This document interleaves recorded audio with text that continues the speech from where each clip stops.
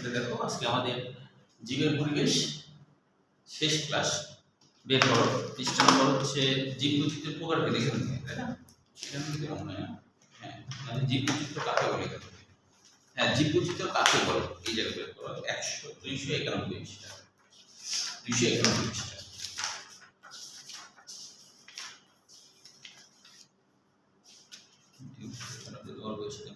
হ্যাঁ, ঠিক আছে।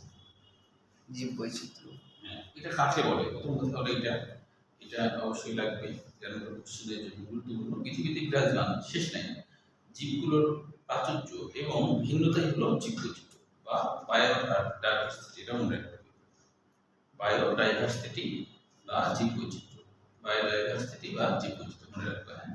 অর্থাৎ পৃথিবীতে যত জীব আছে এদের মধ্যে বৈচিত্র্য আছে না, এক একটা জীব এক এক রকম, এইটাই হলো জীব বৈচিত্র্য। এর পরের পৃষ্ঠা দেখো, জীব বৈচিত্র্যের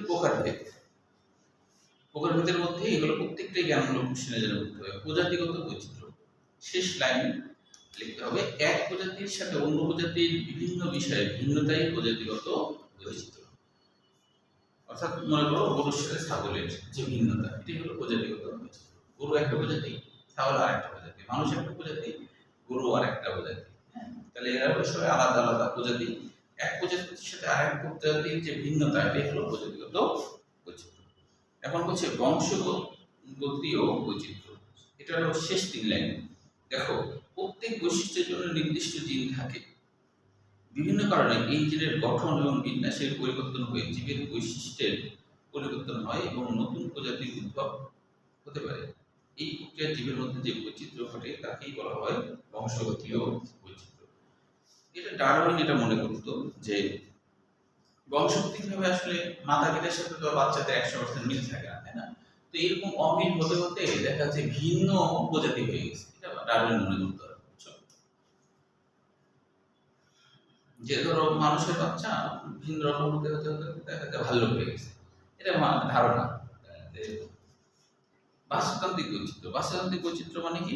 যে বাস্তুতান্ত্রিক বৈচিত্র্য এরকম কোনো একটা বাস্তুতন্ত্রে পরিবেশগত কারণে পরিবেশ যদি চেঞ্জ হয়ে যায়, আবহাওয়া চেঞ্জ হয়ে যায়, তাপমাত্রা যদি চেঞ্জ হয়ে যায়, তাহলে দেখা যাচ্ছে যে সেখানকার জীবের মধ্যে একটা পরিবর্তন আসে। এই যে পরিবর্তনটা আসলে এটা হলো বাস্তুতান্ত্রিক বৈচিত্র্য। বাস্তুতন্ত্রের জন্য পরিবর্তনটা আসলো। যেমন ধরো কথা শ্বেত ভাল্লুক কেন সাদা, কেন তার এত লোক? কারণ অনেক আগে কিন্তু এখানে এত শীত ছিল না ধারণা বৈজ্ঞানিকদের। তো যখন এখানে প্রচন্ড ঠান্ডা হলো, তখন ওই যে সমস্ত প্রাণী টিকে থাকলো তারা কিন্তু পরিবেশের সাথে খাপ খেয়ে টিকে থাকছে। কিভাবে? যে যেহেতু বরফ সাদা, তাই তাদের পশমও সাদা হয়েছে। কেন সাদা হয়েছে? সাদা হলে কি হয় যে শিকার প্রাণী তাকে খাবে না, কারণ বরফের সাথে মিশে থাকতে বুঝতে পারছো? তাহলে এদের পরিবেশগত কারণে যে জীবের মধ্যে যে পরিবর্তন হয়েছে, এটাই হলো বাস্তুতান্ত্রিক পরিবর্তন। বাকিটা পড়লে বুঝতে পারবো। এরপরে দেখো, বাস্তুতান্ত্রিক স্থিতিশীলতা রক্ষায় জীব বৈচিত্র্যের প্রভাব। এই প্রভাবটা সৃজনশীল হিসেবে পড়ে রাখা ভালো। হ্যাঁ, যদি এটা তুমি নিজে বুঝতে পারবা, তেমন কিছু নাই এখানে। তবে এখানে কিছু এমসিকিউ মনে রাখবা। যেমন দেখো, 2 নম্বর প্যারার 2 নম্বর লাইন, একসময় যুক্তরাষ্ট্রের চেসাপিক উপকূলে ছিল অসংখ্য ঝিনুক। আসলে এই ঝিনুকের কাজ কি? বলছে সেই ঝিনুকই সবটা নেওয়া বিলুপ্ত হয়ে গেছে। ফলে অবশিষ্ট ঝিনুকরা এখন 1 বছর ওই পানি আর মানে ঝিনুকটা পানি বিশুদ্ধ হতে পারে। তখন ঝিনুক তো বিলুপ্ত হয়ে গেছে, তাহলে পানি আর বিশুদ্ধ হতে পারছে না। তার মানে কি? বাস্তুতন্ত্রে স্থিতিশীলতা রক্ষায় জীব বৈচিত্র্যের একটা প্রভাব আছে। মানে কোনো জীব যদি হয়ে যায়, মানে বিলুপ্ত হয়ে যায়, তাহলে বাস্তুতন্ত্রের প্রভাব হবে। যেমন ধরো ড্রেনের ভিতরে দেখবা যে মশার ইয়েগুলো থাকে, লার্ভাগুলো থাকে, মশার লার্ভা। তো মশার লার্ভা কিন্তু আবার কাপ খায় না, ব্যাকটেরিয়াগুলো খায় ফেলে। এটা কি করছে? একটা ব্যালেন্স হচ্ছে না। তুমি সব মশা যদি একবারে ভ্যানিশ করে দাও, তাহলে ব্যাকটেরিয়ার সংখ্যা আবার বেড়ে যাবে। তার মানে কি? বাস্তুতন্ত্রে প্রভাব, বাস্তুতন্ত্রে জীবের যে প্রভাব, এটা বোঝা যায়, তাই কি না? এভাবে বিভিন্ন উদাহরণ দিয়েও তুমি লিখতে পারবে। আচ্ছা, এরপর হচ্ছে বিভিন্ন জীবের মধ্যে মিথস্ক্রিয়া, আন্তঃনির্ভরশীলতা, পরিবেশের ভারসাম্যতা। পরের পৃষ্ঠা থেকে মূলত কোশ্চিন আছে, অনেক কোশ্চিন। যেমন দেখো যে সিম্বায়োসিস কাকে বলে? পারস্পরিক সংযোগ ও নির্ভরশীলতায় জীবন ক্রিয়া পরিচালনার চাবিকাঠি। কাজেই জীবজগতে বিভিন্ন প্রকার গাছপালা এবং প্রাণীদের মধ্যে বিদ্যমান জৈবিক সহাবস্থানগুলোকে জৈবিক সম্পর্কগুলোকে সহাবস্থান বা সিম্বায়োসিস বলে। সিম্বায়োসিস বিশ্লেষণ করলে কি হয় জানো? সিম্বায়োসিস যদি আমরা লেখার সময় এরকম সিম্বায়োসিস লিখি, বায়োসিস, কিন্তু আসলে এই সিম কথাটা আছে সিম থেকে। সিম মানে একই সাথে, SYN হ্যাঁ। সিম্বায়োসিস মানে SY ওভারটাতে ও আচ্ছা, ওয়াই আছে, হ্যাঁ। ও হ্যাঁ, তাই তো, ওয়াই। সিম্বায়োসিস। হ্যাঁ, তো কিন্তু এই সিম মানে একই সাথে, বায়ো মানে দিকে, বায়ো মানে নিচে। আর এই সিস সিস অবস্থান হলো পদ্ধতি। একই সাথে জীবন পরিচালনার পদ্ধতি।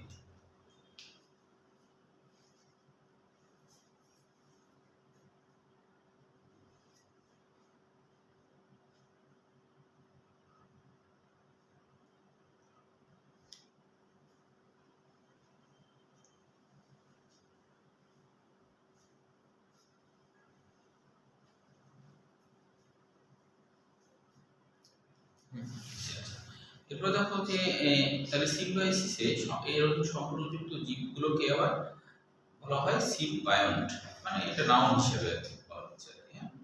সম্পর্কযুক্ত জীবগুলোকে মানে দুটো জীব যে একসাথে বাস করছে, হ্যাঁ, এই বাস করলে তখন ওই জীবগুলোর নাম হলো সিম্বায়ন্ট। তাহলে এটা কিন্তু সিম্বায়োসিসও মনে রাখতে হবে, জ্ঞান প্রকাশের জন্য সিম্বায়ন্টও মনে রাখতে হবে, হ্যাঁ। আচ্ছা, তারপর আরেকটা মিথস্ক্রিয়া কাকে বলে এটা মনে রাখতে হবে। বলছে সহাবস্থানকারী, এইটা বাদ দিবা, সহাবস্থানকারী জীবগুলোর মধ্যে যে ক্রিয়া ঘটে তাকে মিথস্ক্রিয়া বলে, এটা কেন কোশ্চেন। এরপরে লাস্ট লাইন, পরিবেশ বিজ্ঞানী অডাম বলেন যে আন্তঃনির্ভরশীল সম্পর্ক দুই ভাগে হতে পারে, যেমন ধনাত্মক আন্তঃক্রিয়া এবং ঋণাত্মক আন্তঃক্রিয়া। ধনাত্মক মানে কি, দুটোই পজিটিভ, তাই না? ধনাত্মকের মধ্যে আছে একটা হলো মিউচুয়ালিজম, এটা গোটাটা সৃজনশীল হিসেবে করতে হবে, হ্যাঁ। আন্তঃক্রিয়া, হ্যাঁ, ধনাত্মকের এটা গোটাটাই ধনাত্মক আন্তঃক্রিয়া, এটাও সৃজনশীল, আবার ঋণাত্মক আন্তঃক্রিয়া এটাও সৃজনশীল। তবে আগে দেখো, ধনাত্মকের মধ্যে মিউচুয়ালিজম বলছে।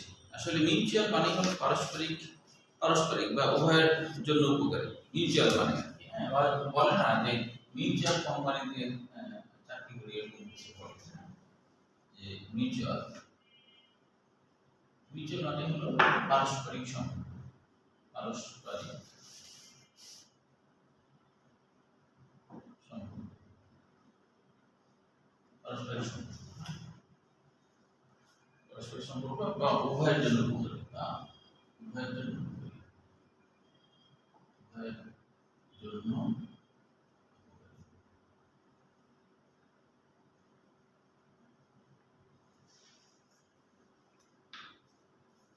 উভয়ের জন্য উপকারী।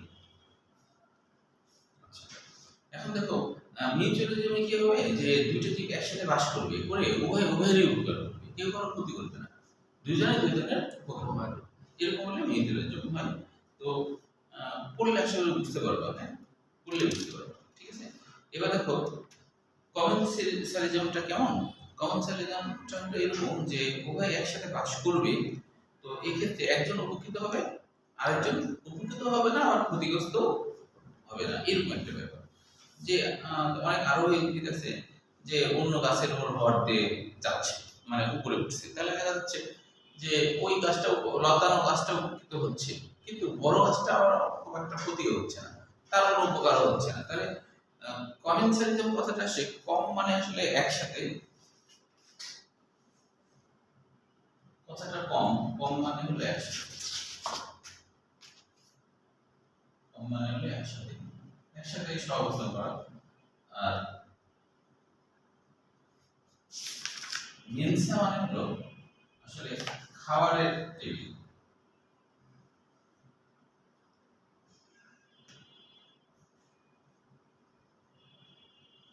কেন এরকম নাম হচ্ছে? খাবারের টেবিলে তুমি একসাথে খাবার টেবিলে বসে তুমি খাচ্ছ, এখানে টেবিল আর তুমি, টেবিলে কি কোনো উপকার হচ্ছে? কিন্তু যে খাচ্ছে তার উপকার হচ্ছে, টেবিলটা ব্যবহার করছে না। এইভাবে নাম হচ্ছে আর কি, কমন, কমেন্সালিজম, বুঝতে পারছো? এইভাবে নাম করা হয়েছে। আচ্ছা, আচ্ছা, এরপরে হলো ঋণাত্মক, তার মানে কি ক্ষতি হবে, তাই না? তাহলে প্রথম হলো শোষণ। শোষণে কি হয়, কিছু কিছু সনলতা গাছ আছে যারা কোনো একটা বড় গাছের ভিতরে হস্টেরিয়াম, হস্টেরিয়াম মানে কি, যে পোষক দেহের মধ্যে কোনো একটা আহ, চোষণ আর কি, নল বা এককোষী কোনো একটা সূত্র, যেটা হলো যে গাছের উপর ভর দিয়েছে তার মধ্যে ঢুকাই দেয়, ঢুকায় ওখান থেকে শোষণ করে নেয়, পুষ্টিগুলো নিয়ে নেয়। কিন্তু ওই গাছটা তাহলে তো নেগেটিভ হয়ে যাচ্ছে, ওই গাছটার জন্য তো কোনো উপকার হচ্ছে না, ক্ষতি হয়েছে। ক্ষতি হচ্ছে। এটাই হলো শোষণের ক্ষেত্রে। আরেকটা হলো মানে একজন উপকৃত হবে আরেকজন ক্ষতিগ্রস্ত। হ্যাঁ, আর একটা প্রতিযোগিতা, এটাও নেগেটিভ, যে কোনো নির্দিষ্ট স্থানে আলো বাতাস পানি খাদ্যের জন্য জীবগুলোর মধ্যে যে প্রতিযোগিতা হয়, এখানে তো উভয় উভয়ের দ্বারা ক্ষতিই হচ্ছে। প্রতিযোগিতা একজন টিকবে একজন জিতে যাবে, তাই না? যে জিতবার তো ক্ষতি হবে। হ্যাঁ, যে জিতবে সে তো টিকে গেল, আর যে মরে গেল তো মরেই গেল। এরকম আর কি। খাওয়ার নিয়ে যেমন হয় আর কি, এই প্রতিযোগিতায় সুযোগ বৈশিষ্ট্য সম্পন্ন জীবসমূহ টিকে থাকে আর অন্যরা বিতাড়িত হয়। এটি ডারউইনীয় আন্তঃপ্রজাতিক ও অন্তঃপ্রজাতিক সংগ্রামের ভালো উদাহরণ। মানে আন্তঃপ্রজাতিক মানে কি, যেমন প্রজাতির ভিতরে। হ্যাঁ, দুই প্রজাতির মধ্যে যেমন একটা খাবার পাইছে মনে করো, এখানে কুকুর আসছে মুরগিও আসছে, দুজনে খাবার খাইতে যাচ্ছে, এই ধরনের মারামারি লেগে গেল, যে মরে গেল সে তো শেষ। তাহলে এটা হলো আন্তঃপ্রজাতিক, আর অন্ত হচ্ছে ওদের ভিতরে। কুকুরের মধ্যে। তাহলে এটাও এক ধরনের নেগেটিভ। আরেকটা হলো অ্যান্টিবায়োসিস। অ্যান্টি মানে বিরুদ্ধে, বায়ো মানে জীবন, মানে কি জীবনের বিরুদ্ধে, এটা কিন্তু ক্ষয়ের জন্য আসে। অ্যান্টিবায়োসিস কাকে বলে, তো এটা আসলে গোটাটাই মনে রাখতে হবে। আলেকজান্ডার ফ্লেমিং পেনিসিলিন অ্যান্টিবায়োটিক আবিষ্কারের পিছনে ছিল পেনিসিলিয়াম ছত্রাক কর্তৃক একটি কালচারে প্লেট রাখা ব্যাকটেরিয়াগুলো অ্যান্টিবায়োসিস। মানে যে এখানে যে ঘটনা ঘটছিল, যে আলেকজান্ডার ফ্লেমিং কি করছিল, ব্যাকটেরিয়াকে পুষ্টির মাধ্যমে রাখছিল, রেখে ব্যাকটেরিয়ার বৃদ্ধি ঘটতেছে। এবার তিনি ওখানে ছত্রাক রাখে, পেনিসিলিয়াম ছত্রাক। তখন দেখে যে ওই পেনিসিলিয়াম ছত্রাকের জন্য ব্যাকটেরিয়াগুলো কি করে, আর বৃদ্ধি হতে পারছে না, মানে বিভাজন ঘটছে না। তাহলে এটা হলো অ্যান্টি মানে বিরুদ্ধে, বায়ো মানে জীবন, মানে ব্যাকটেরিয়া তো একটা জীবিত কিছু, তাই না, জীবিত কোষ, তার বিরুদ্ধে কাজ করছে, তাই এর নাম অ্যান্টিবায়োসিস। এখান থেকে কিন্তু অ্যান্টিবায়োটিক ওষুধ প্রথম আবিষ্কার হয়। আগে অ্যান্টিবায়োটিক ওষুধ ছিল না, তিনি প্রথম সস্তা পেনিসিলিন অ্যান্টিবায়োটিক আবিষ্কার করে। ঘাটা হলে কেটে কেটে গেলে তখন এই অ্যান্টিবায়োটিক দেওয়া হতে হয়। এখন অনেক উন্নত মানের অ্যান্টিবায়োটিক, এটা কোনোটাই লাগবে, সাল সহ মনে রাখতে হবে। আচ্ছা, তারপর পরিবেশ সংরক্ষণের গুরুত্ব ও পদ্ধতি। এখান থেকে শুধু তোমার যে দ্বিতীয় নম্বর প্যারাতে, যে দ্বিতীয় নম্বর প্যারার গ্রিন হাউস গ্যাসগুলা কি কি, এগুলা গুরুত্বপূর্ণ এমসিকিউ।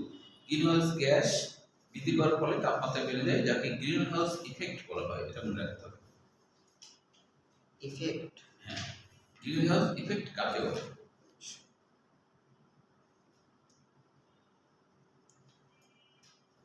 আচ্ছা, তাহলে এটাই, তবে এটা তুমি রিডিং করবা, এটা আসেনি কখনো, তারপরে যদি এসেন্সিয়াল আসে। দেখো এখান থেকে যেগুলো আসছে এমসিকিউ এর জন্য, যেগুলো আসছে সেগুলো একটু লিখে নিলে তোমার বুঝতে সুবিধা হবে এখান থেকে কেমন কেমন আসে। যেমন দেখো এখান থেকে আসছে এমসিকিউর জন্য, বই বা খাতায় রাখো। কোথায় থেকে? মানে এই অধ্যায় থেকে, এই অধ্যায় থেকে যেগুলো আসছে সেগুলো। যেমন আসছে বাস্তুতন্ত্রের ভৌত উপাদান কোনটি, এটা আসছিল চট্টগ্রাম বোর্ড 24 সাল। বাস্তুতন্ত্রের ভৌত উপাদান কোনটি, কোনগুলো এমসিকিউর জন্য আসছে, একটু ধারণা দরকার। হ্যাঁ, পড়ার পাশাপাশি। চট্টগ্রাম বোর্ড। হ্যাঁ, চট্টগ্রাম বোর্ড 24 সাল। তারপরে 2 নম্বর, পুকুরের প্রথম স্তরের খাদক কোনটি?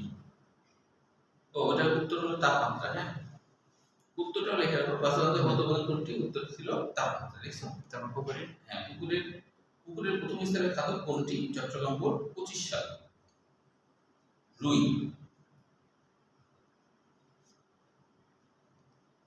রুই। তারপর হচ্ছে কোনটিকে ধাঙ্গর বলা হয়, ধাঙ্গর, ধা ইং বড়। হ্যাঁ, কোনটিকে ধাঙ্গর বলা হয়। ধাঙ্গর বলতে যারা হলো মৃত জীব খায় আর কি, হ্যাঁ, তাদেরকে ধাঙ্গর বলা হয়। এটা আসছে চট্টগ্রাম বোর্ড 23, ঢাকা বোর্ড 17। তো ওগুলো হয় না।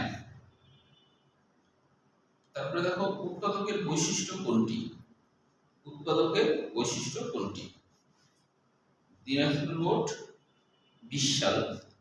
উত্তর সহজী। সহজী। হ্যাঁ, উত্তর হলো সহজী। দিনাজপুর বোর্ড 20 সাল। হুম। নিচের কোন খাদ্য না নিচের কোনটি খাদ্য শিকড়ের সর্বাধিক শক্তি ব্যয় হয়? নিচের কোন খাদ্য শিকড়ে সর্বাধিক শক্তি ব্যয় হয়? Sylhet board 25, Sylhet board 25। উত্তর ছিল সবচেয়ে বড়টি। উত্তর ছিল সবচেয়ে বড়টি। সবচেয়ে বড়। হুম। ও হ্যাঁ, মানে একটা একটা করে ধাপ যায় আর বেশি শক্তি ক্ষয় হয়। ক্ষয় হতে থাকে না? যত বড় শীতল হয় তত বেশি শক্তি হয়। হ্যাঁ, সেটাই। নিচের কোনটি উৎপাদক? যশোর বোর্ড 25 সাল। নিচের কোনটি উৎপাদক? যশোর বোর্ড 25 সাল। উত্তর টোপাপানা। নিচের কোনটি পরজীবী খাদ্য শিকড়? যশোর বোর্ড 25 সাল।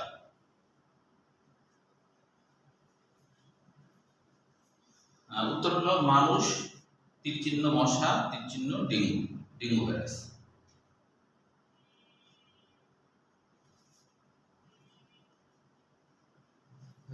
সালোক সংশ্লেষণ প্রক্রিয়ায় সবুজ উদ্ভিদ সর্বোচ্চ কত ভাগ সৌরশক্তি ব্যবহার করতে পারে? যশোর বোর্ড 25 সাল। উত্তর 2%। কত ভাগ কি? কত ভাগ সৌরশক্তি ব্যবহার করতে পারে? সৌরশক্তি। কোন বোর্ডে এটা? যশোর বোর্ড 25। আরো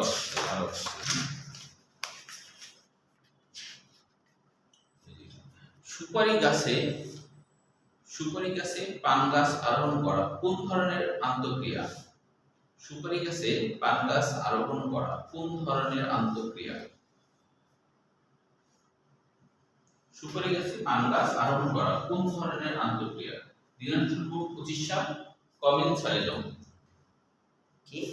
দিনাজপুর বোর্ড 25 সাল। উত্তরটা কি? কমেন্সালিজম। ওই যে কমেন্সালিজম। ও আচ্ছা। আরোহণ মানে কি? আরোহণ মানে যে সুপারি গাছের সাথে লতায় ধরো উঠে যায়, এটাকে আরোহণ বলে। ও আচ্ছা, সুপারি গাছ এমনি থাকে আর পান গাছ ইয়ে হয়। পান গাছের সাথে মানে পেঁচায় উঠে আর কি, এটা আরোহণ। হ্যাঁ, আর এখানে পান গাছ উপকৃত হয় আর সুপারি গাছে কিছু হয় না। না, হ্যাঁ।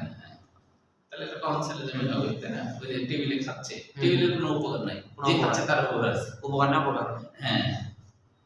আচ্ছা, তারপর হচ্ছে কোনটি সিম জাতীয় উদ্ভিদের শিকড়ে গুটি তৈরি করে?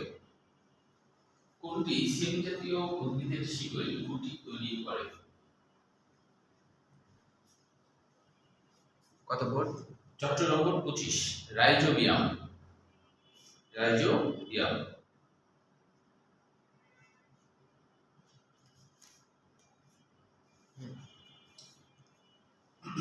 আচ্ছা, পেঁচা গাছের কোটরে বাস করে, এটি কি ধরনের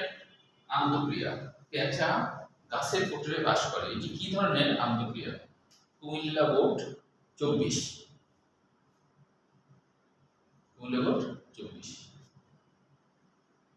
ওই হবে না কমিং? হ্যাঁ, কমেন্সিল।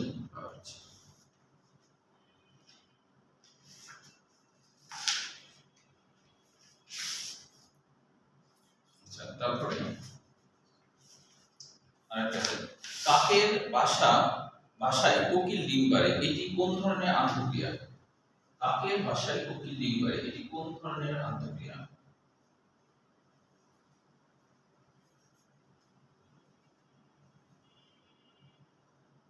দিনাজপুর বোর্ড 24।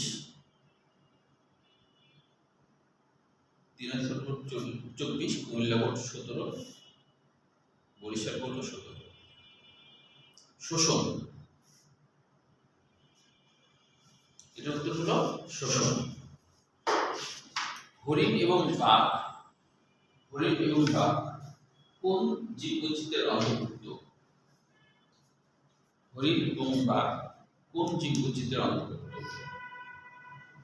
ঢাকা বোর্ড 19 সাল।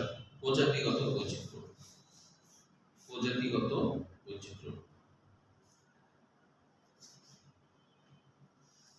কোনটির মিথস্ক্রিয়ার উপর কোনটির মিথস্ক্রিয়ায় কোনটির মিথস্ক্রিয়ায় উভয় উপকৃত হয়? চট্টগ্রাম বোর্ড 16 সিং ও রাইজোবিয়াম।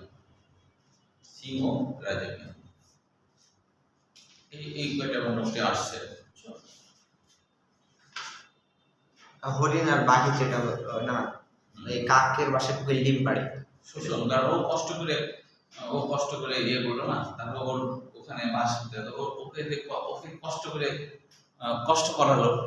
তারপরে কাকা বাসে না, না মানে এটা হয় এরকম যে কাক তো বসেই, হ্যাঁ, কিন্তু কাক তো চিনে না যে এটা কোকিলের ডিম, বুঝলি? কাকের ডিম মনে করে, কাকের ডিম মনে করে ওখানে তা দেয়, তাহলে কাককে কষ্ট করাচ্ছে, কিন্তু ও কিন্তু আরাম। ও আচ্ছা, বুঝলি? কাককে কষ্ট করে কিন্তু অন্ত ওখানে কিছু নেই। ও তো আরামে নিজের বাচ্চা লালন পালন হয়ে গেল না, ওইটা বুঝাচ্ছে, বুঝতে পারছো? হুম।